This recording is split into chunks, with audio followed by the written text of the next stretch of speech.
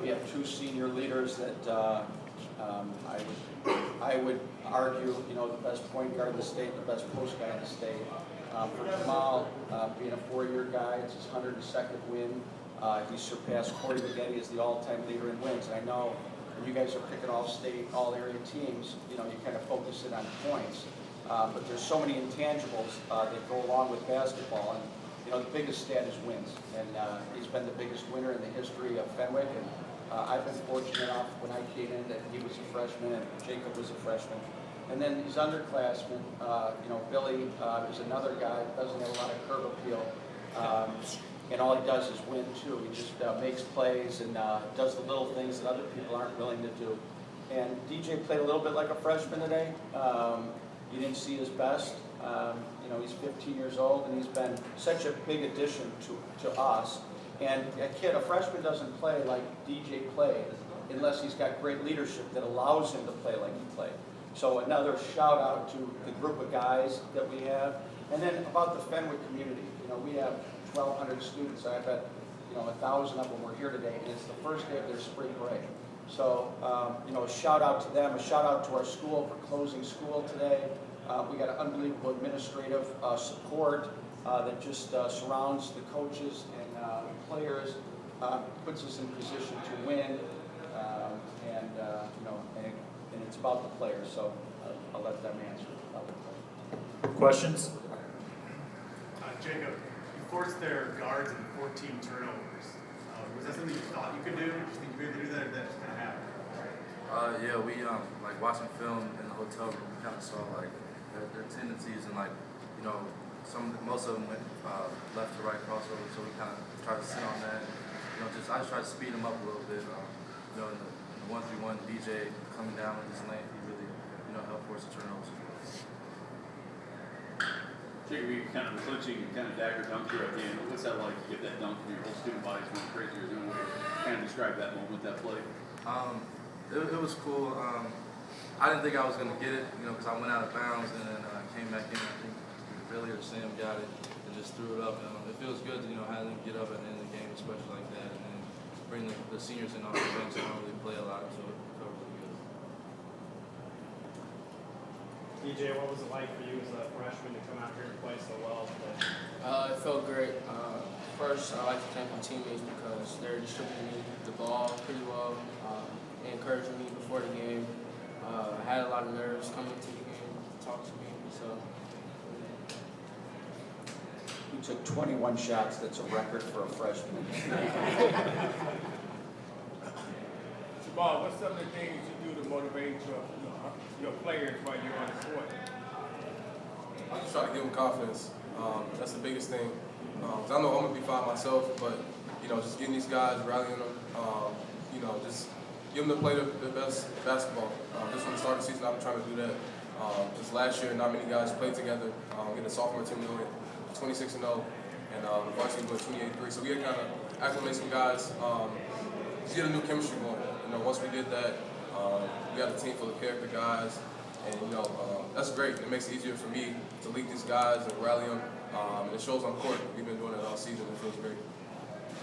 Billy, talk about the challenge of playing against Chris Payton. Yeah, he's a good player. We just knew that if we blocked him out and didn't let him get any easy buckets, that we'd be fine. We knew that if we just sat in the paint and gave him outside shots, his big plays are going to be on dunks and other stuff. I know there was one possession where he blocked him twice, then he went at him the third time and got the basket. That's normal for Billy. He gets his shot blocked all the time. What was it about, that kind of gave you the courage to go at him that third time? I knew he was going to try to jump at everything, and obviously he blocked me those first couple of times, but we wanted to get him in foul trouble. That was a plan of ours, and I don't know, just kept on going. I wasn't phased with it. You would have come out of the game if you didn't shoot. Talk about your defense. Yeah, we went in the game thinking we were going to play mostly man-to-man. And I think it was at maybe the first TV timeout, we switched to 1-3-1. And you just saw a little different look in their guards' eyes. And when we saw that look, that little tentative look, and the game plan was to keep 10 out of the paint. not let 10 disrupt the game, stop his penetration. And 1-3-1 played the right way, does that. So when we went to it, it was like, hey, on every make, let's just stay in 1-3-1. And this is we'll play man, and I think that worked out pretty well for us. There were times that we had great opportunities and we were just not converting. So there were times that it should have went from 6 to 12 or 14. And unlike our normal tendencies of making layups and finishing those, we didn't finish those. And I think it had a lot to do with 21. 21's big time shot blocker. And we went up there a little tentative. About 3 minutes ago in the game, David had one basket. I mean, his importance to your team, he kind of described what he does for you out there. Yeah, he's a good Rajon Rondo, where the points really don't matter, but he's a kid that can get you 10 rebounds, he can get you 10 assists, he can get you 20 points, so whatever is needed, he kind of does.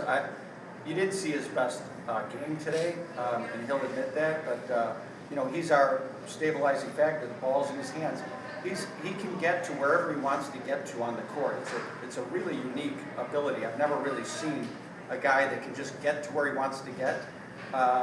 And then, normally makes, better decisions than some of the decisions he made today. But he keeps telling me to calm down, and I'm like, okay, So we got a relationship that's really grown over the last 3 years. What impressed you about your team today? I think the poise, I think that's a team that really presses and makes their living off turnovers. And, our turnovers didn't really come against the press. Our turnovers came, kind of brain dead things on our part, not so much, our execution, I thought, against the press was really good. I thought with about 4:50 to go, we had a 12-point lead. These are guys that don't normally want to hold the ball, but we wanted to pull 21 away from the basket. Jamal came in as a point guard, and he's played 5 ever since. So he does have the ability to kind of extend people and go by people. So we tried to take advantage of that, pull 21 away, and then I thought they did a great job of handling double teams, passing out of double teams and, really making that hurt. So when they tried to press us, when they tried to trap us, I think it turned into pretty easy baskets for us.